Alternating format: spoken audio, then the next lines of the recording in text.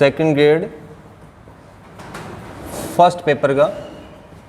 पहली बात तो दिमाग में ये है कि अब आप काम प्रारंभ कर रहे हैं तो आप कितने दिन में पूरा कर लेंगे। स्वाध्याय के जितने भी शेड्यूल रहते हैं सबसे पहले हम जो है ये तय करते हैं कि वो काम हम कितने दिन में पूरा करेंगे। आज 6 जून को आपका ये कार्य हम प्रारंभ करवाएंगे। 6 जून से प्रारंभ होकर ये कार्य हम 10 अगस्त जो है वहाँ तक पूरा कर लेंगे, जिसमें क्या सम्मिलित रहेगा, प्रथम पेपर का संपूर्ण पाठ्यक्रम जितना है।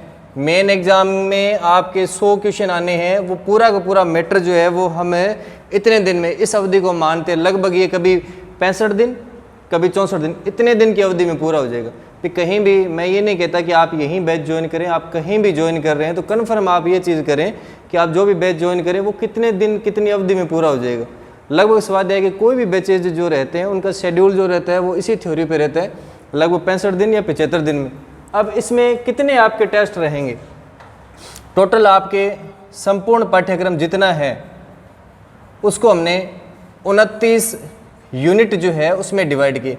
देसी सा फार्मूला रखता हूँ मैं इसके लिए भी, आपका संपूर्ण पाठ्यक्रम है उसको हमने बटा किससे कर दिया, 29 से भाग कर दिया। 29 से भाग करने के बाद में जितनी सामग्री आ रही है, जितना कंटेंट आ रहा है वो आपको 48 घंटों में पढ़ना ही होगा। फिर 48 घंटे की अवधि आपको मिल रही है। कोई विद्यार्थी थोड़ा सा भी नियमित है, अच्छे से काम करना चाहिए तो वो प्रतिदिन के लगभग 10 से 12 घंटे समय खुद के लिए निकाल सकते हैं। अगर आप उसमें 10 घंटे निकालें तो आपके पास में रहते हैं 48 में 20 घंटे, और 20 घंटे अगर आप ये काम करेंगे जो शेड्यूल में दिया हुआ सिलेबस है तो कम से कम आप उसका 2 बार दोहरान कर सकते हैं। 2 बार दोहरान, जो एक बार आपने कंप्लीट एक बार रिवाइज कर लिया, दोबारा टेस्ट देने आए उससे पहले दिन एक बार उसको और रिवाइज कर सकते हैं। सप्ताह की जो हमारी कार्य योजना रहेगी वो किस प्रकार की रहेगी, सप्ताह में आपने 3 दिन हमारे पास में आना है। जैसे आज मंगलवार है तो आप आए हुए हैं, मंगलवार के बाद में आपने गुरुवार को आना है, गुरुवार के बाद में आपकी उपस्थिति रहेगी वो शनिवार की रहेगी। ये व्यवस्था रहेगी ऑफलाइन क्लासेज में।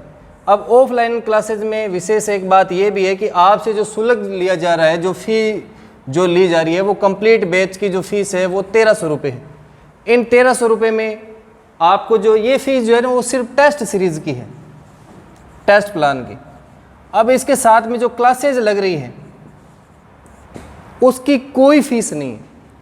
भी हम जो है यहाँ पे काउंटर पे कोई भी व्यक्ति जो है आपका एडमिशन करता है तो वो ये कहते हैं कि सेकंड ग्रेड प्रथम प्रश्न पत्र बैच की आपकी कंप्लीट जो फीस है, और महीने के अपने देखें तो 500-600 औसत ये इतनी सी पड़ती है। वो जो फीस है वो सिर्फ टेस्ट प्लान की है। आपकी क्लासेज एक तरीके से आप मान लें कि आपको इसी ऐसे ही मिल रही है, या आपने मैं कह दूं कि निःशुल्क मिल रही है, उसका हम कोई चार्ज नहीं करते। आप कहीं भी जाएंगे तो सेकंड ग्रेड हो सकता है कि जो संस्थान क्लासेस भी लगा रहा हो वो ये चार्ज 7 से 8 हज़ार रुपये भी वो पे करे, वो ये कह दे कि हम आपका कोर्स करवा देंगे, इसके लिए हम 7 या 8 हज़ार रुपये आप चलें। आपका प्रत्येक दिन होने वाला, प्रत्येक दिन क्या वीक में जो आपका पहला टेस्ट रह गया, फिर ये सेकंड रह गया, फिर ये थर्ड टेस्ट रह गया, टेस्ट किस प्रकार से होगा, प्रश्न पत्र का स्वरूप कैसा रहेगा, आज तक हमने ये तय कर रखा है कि प्रत्येक टेस्ट पेपर है उसमें हमें 50 क्वेश्चन जो है वो डालते हैं। 50 क्वेश्चन जो सारे के सारे प्रश्न जो है वो वस्तुनिष्ठ प्रकार के रहते हैं। जैसे पहले से जो बच्चे जुड़े हुए हैं उनको पता भी है। अब एक माँ सरस्वती का ऐसा आशीर्वाद आप माने या कुछ भी माने, आज तक यही रहे है कि हमने प्रत्येक बैच में जो प्रश्न पत्र दिए है उसमें 50 क्वेश्चन रखते हैं। कोई हमारी थ्योरी ये नहीं होती कि आज तो पेपर का निर्माण नहीं हुआ, आज तो प्रश्न बन नहीं रहे हैं इसलिए हम क्या करें उसमें वन लाइनर डाल दें, आज हम करंट जीके के ज़्यादा बढ़ा दें या हम आज साइको के कम कर दें। संतुलित पेपर आएगा उसमें। अगर आपके हमेशा के 35 से 30 क्वेश्चन जीके के आ रहे हैं तो वो आएंगे, 10 क्वेश्चन आपके करंट जीके के हैं तो वो रहते ही हैं, 10 आपके साइको के, तो पूरा स्वरूप पहले से फिक्स रहते हैं, यानी वेटेज वही जो आपकी मुख्य परीक्षा में रहेगी। जो अब आप इनको मिलाएं, कुछ बच्चे ये कहते हैं सर मेजर पेपर कितने होते हैं, मेजर पेपर कम हो रहे हैं। जैसे ये 3 सप्ताह का काम होगा, 3 वीक का, 3 सप्ताह का काम कंप्लीट हो गया, या हमने ये कहा भी 3 सप्ताह के 9 यूनिट टेस्ट जैसे ही आपके कंप्लीट हो गए तब हम जो है एक जो है आपका मेजर पेपर जो है वो करवा देंगे।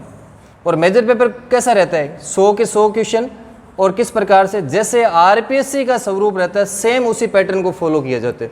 उसमें हम अपनी तरफ से कुछ भी ऐड नहीं करते। आरपीएससी जिस प्रकार पेपर करवाती है हूबहू उसी प्रकार के प्रश्नों के स्तर को रखा जाता है, उसी प्रकार के जो प्रश्नों का वेटेज रहते हैं कि मान लो आपके 100 क्वेश्चन का पेपर आना है, उस 100 में क्या क्या चीज़ें सम्मिलित रहती हैं।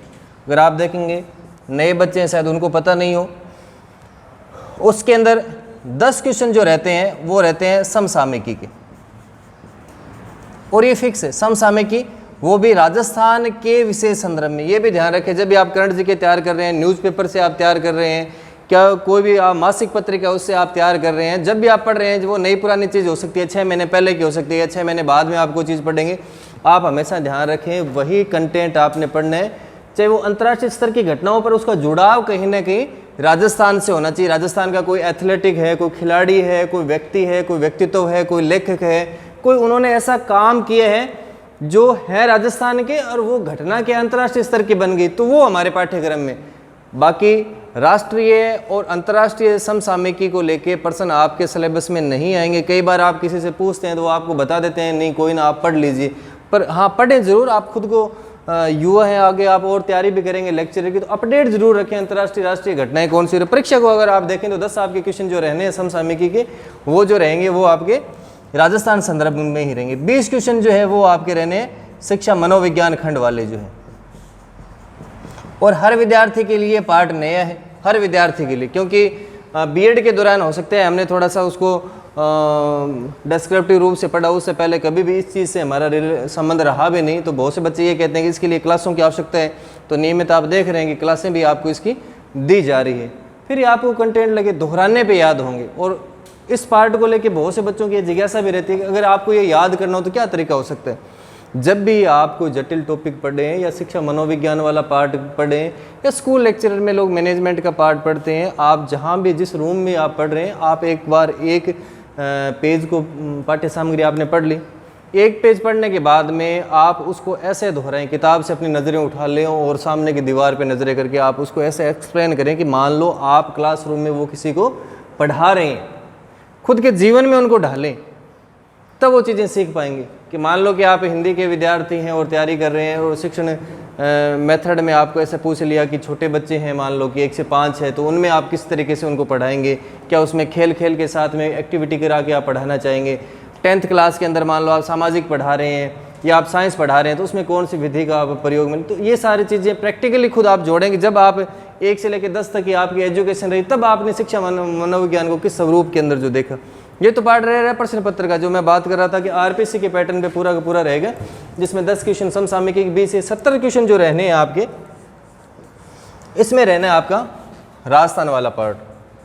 और राजस्थान में राजस्थान का सबसे पहले भाग जो इतिहास खंड वाला है, भूगोल खंड जो है, अर्थव्यवस्था वाला पार्ट जो है, और इसी के साथ में भारत और विश्व वाले खंड में बात करें तो सिर्फ और सिर्फ ज्योग्राफी वाला पार्ट है वो इंक्लूड है। 4 से लेकर 5 विश्व के ये टॉपिक हैं।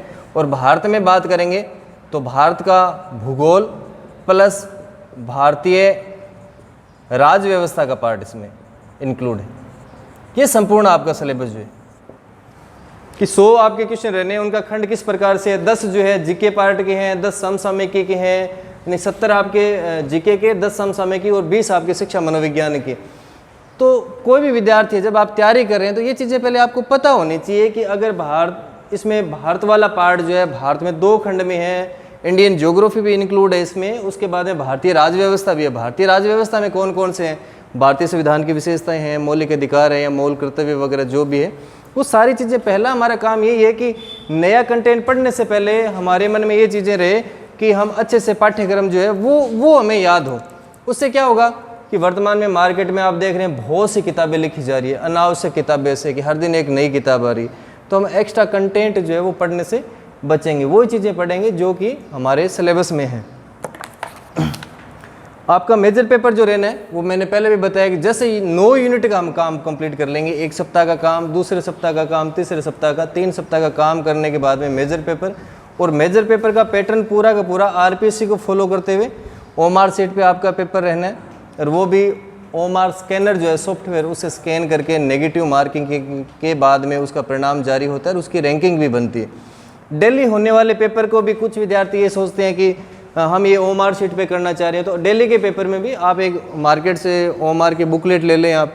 और डेली का पेपर भी जिन बच्चों की परीक्षा में ओएमआर शीट को लेकर गलतियाँ रहती है, वो बच्चे आज से आदत बना लें। आप आज ही जाते समय क्या करेंगे, कोई भी बुक स्टोर से ओएमआर शीट जो है, जो बुकलेट आती है 10 से 15-20 रुपए की बुकलेट आएगी, जिसमें 30 से लेकर 40 ओएमआर शीट होंगी, आप वही लें, डेली का पेपर आप OMR शीट में ही करें, बेनिफिट मिलेगा उसका, क्योंकि बहुत से बच्चे उस पर करते हैं, पर सेंटर के द्वारा आपको OMR जो है छोटे पेपर में उपलब्ध नहीं करवाई जाएगी। दूसरी चीज़ ये है कि मान लो कोई विद्यार्थी ये सोचे कि मैं एक बैच कंप्लीट कर लूँगा यहाँ पे और बाद में सेल्फ कर लूँगा। रिजल्ट आपको तभी मिलेगा जब हमारे ये 28 या 29 शेड्यूल प्लान बनाए हुए हैं और प्रत्येक विद्यार्थी उन 29 में रेगुलर रहे। कोई कंडीशन ऐसी आ सकती है कि आपने उस दिन शेड्यूल आपका नहीं हो पाए, तो भी आप बैच में उपस्थित रहेंगे, नियमित ही आपका सिलेक्शन करवाएगी, नियमित आप रहेंगे। आप ये मत सोचें, बहुत से पुराने वाले बैच के बच्चे हैं, जैसे 1 नंबर बैच जिन्होंने कंप्लीट किया, उनके मन में ये बात आएगी एक रिवीजन तो हो गया, अब हम फीस क्यों लगाएं, हम एक बंद कर देते हैं। नहीं, आप परीक्षा तक रुके, मतलब 1 रिवीजन, 2 रिवीजन, 3 रिवीजन, जितने रिवीजन हो। और एक फ़ायदा इसमें आपको ये है कि जितने रिवीजन होंगे, मान लो सेकंड बैच स्टार्ट हो रहा है, उसका टॉपिक, पहला टॉपिक आज हमारा ये था राजस्थान की भौतिक स्थिति विस्तार आकृति जो है, उसमें पर्सन पहले बैच के हूबहू रिपीट नहीं होते कभी भी। हमेशा प्रयास ये रहता है कि नए स्तर के क्वेश्चन रहे, नए कंटेंट उसमें हम डालें। तो परीक्षा तक मान लो इसी टॉपिक के 5 टेस्ट हो गए और 5 को आपने समेकित कर लिया, एक जगह कर लिया, तो आप देखेंगे कि उस टॉपिक के निकलने वाले मैक्सिमम क्वेश्चन जो है वो क्या हो गए, उन प्रश्न पत्र में आ गए। पिछली बार हमने लगभग 6 बैच कंप्लीट किए थे और जिन बच्चों ने 6 के 6 बैच लगाए और उनको एक साथ करके पढ़ा, सारे जो क्वेश्चन है आप मान के चलें उसी में से आते हैं बाहर निकलने। यानी 1857 की क्रांति के हमने 5 पेपर ले लिए, तो आप मान के चलेंगे फिर उससे अलग प्रश्न पत्र से बचता ही नहीं है। तो पहला काम ये करें, आपको सिलेबस पूरा कंठस्थ होना चाहिए। शेड्यूल जो हमने बना रखा है उसकी हार्ड कॉपी आप निकलवाएं। हमने वो स्वाध्याय ऑनलाइन एप्लीकेशन है उस पर भी उपलब्ध करवा रखा है, टेलीग्राम चैनल पे भी उपलब्ध करवा रखा है, सभी बुक स्टोर पे दे रखे हैं। कोई विद्यार्थी ऐसा नहीं करे कि मेरे फ़ोन में है, ऐसा नहीं, उसकी हार्ड कॉपी आप निकालें। और जब भी आप पढ़ रहे हैं, जो टॉपिक आपने पढ़ लिया उसको टिक मार्क करते रहे। मान लो किसी कारण आपके पास समय नहीं दे पाए, एक टॉपिक उसमें छूट जाता है, तो आपके ध्यान में रहेगा सेकंड रिवीजन में।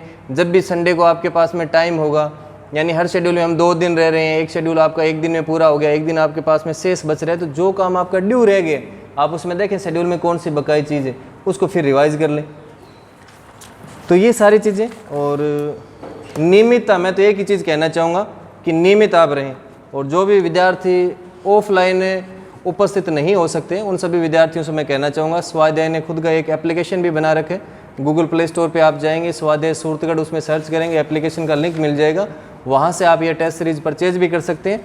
और बहुत ही नाम मात्र की शुल्क में आपको उपलब्ध रहेगी, जिसमें विशेष चीज़ें आपको क्या हो सकती है कि ऑफलाइन में और ऑनलाइन के पेपर में किसी प्रकार का कोई अंतर नहीं होता, दोनों एक इस तरह, जो पेपर ऑफलाइन में होता है वही ऑनलाइन अपलोड किया जाता है। आपको इसमें ऑनलाइन MCQ और विशेष सुविधा जो कोई भी संस्थान उपलब्ध नहीं करवाता, इसमें जो आपको रहेगी कि जो पेपर की PDF है वो आप निकाल सकते हैं, उसका प्रिंट ले सकते हैं। और एक कोर्स की वैलिडिटी रहती है लगभग 1 साल तक, एक बैच की रहती है। मान लो अब आपने सेकंड बैच ज्वाइन किए और बाद में जब थर्ड बैच आपने ज्वाइन करना होगा तो उसकी फ़ीस आपको अलग से देनी पड़ेगी, पर सेकंड बैच आपके फ़ोन में 1 साल तक स्टोर रहेगा।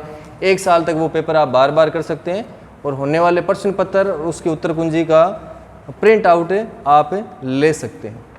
धन्यवाद।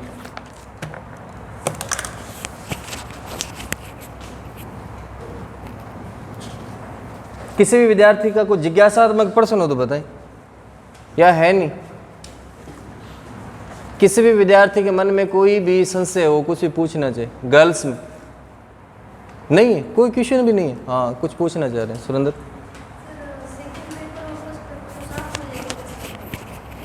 ये आप रखो अपने पास, ऐसे वॉइस नहीं आएगी आपको।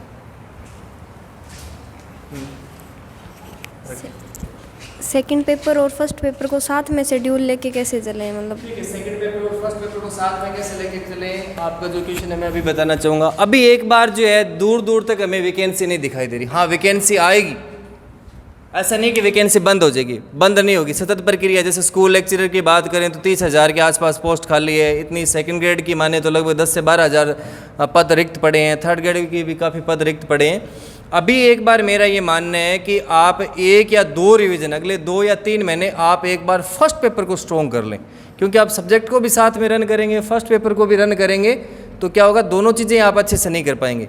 अगर 48 घंटे आपको प्रथम प्रश्न पत्र के लिए मिल रहे हैं, उन 48 घंटों में काम करने के बाद में मान लो किसी का सब्जेक्ट सामाजिक अध्ययन है, तो उसमें से आप एक सब्जेक्ट उठा लें, आप ज्योग्राफी एक बार रिपीट कर लें, और जो भी ज्योग्राफी के लिए आरबीएससी एनसीईआरटी की अभी जो बुक चल रही है उन किताबों को एक बार पढ़ लें, और उनके शॉर्ट नोट्स आप बना पाएँ तो उनके नोट्स बना लें। क्योंकि जब भी मान लो वैकेंसी आउट होती है तो तब तक हमारा क्या काम होगा कि हमने एक बार आरबीएससी की बुक्स कंप्लीट कर ली और उनके शॉर्ट हमने नोट्स से बना लिए, तो बाद में आप कोई भी मार्केट में गाइड उपलब्ध होगी आप उससे पढ़ लेंगे। तो अभी आप काम करें, फर्स्ट पेपर पर ज़्यादा हमारा मैक्सिमम ध्यान किस पे रहे, प्रथम प्रश्न पत्र पे रहे। शेष समय अगर हमारा बचता है, अगर हमारा सब्जेक्ट एसएसटी है तो उसका एक खंड उठा लें, चाहे आप ज्योग्राफी उसमें कंप्लीट कर लें, चाहे आप एक बार पॉलिटी कर लें, चाहे इकोनॉमी वाला पार्ट कर लें। अगर मान लो किसी का हिंदी का सब्जेक्ट है तो एक बार आप क्या करें, 6 से 10 तक वाली किताबें हैं या 12 तक की किताबें हैं वो कंप्लीट कर लें। एक बार मान लो आपने 15 दिन में 6 वाली किताब कंप्लीट कर ली, फिर 7 की किताब कंप्लीट कर ली। इस प्रकार से आप संतुलित जो है तैयारी अपनी रख सकते हैं। बॉयज़ में किसी का कोई क्वेश्चन हो तो बताएं। कोई क्वेश्चन नहीं है जी? कैसे शांत है आपकी सभी की? चलो मैं पूछ लूँ, शेड्यूल का प्रिंट आउट निकलवा लिया आपने? कहाँ है, दिखाएं मुझे। अच्छा, अच्छी बात है, ठीक है। मुझे बताएंगे आप इसमें इंडियन ज्योग्राफी के कौन कौन से टॉपिक इंक्लूड है हमारे सेकंड ग्रेड के पाठ्यक्रम में? आपने तो एक रिवीजन पूरा किया तो सिलेबस तो कम से कम याद हो जाना चाहिए। ये लीजिए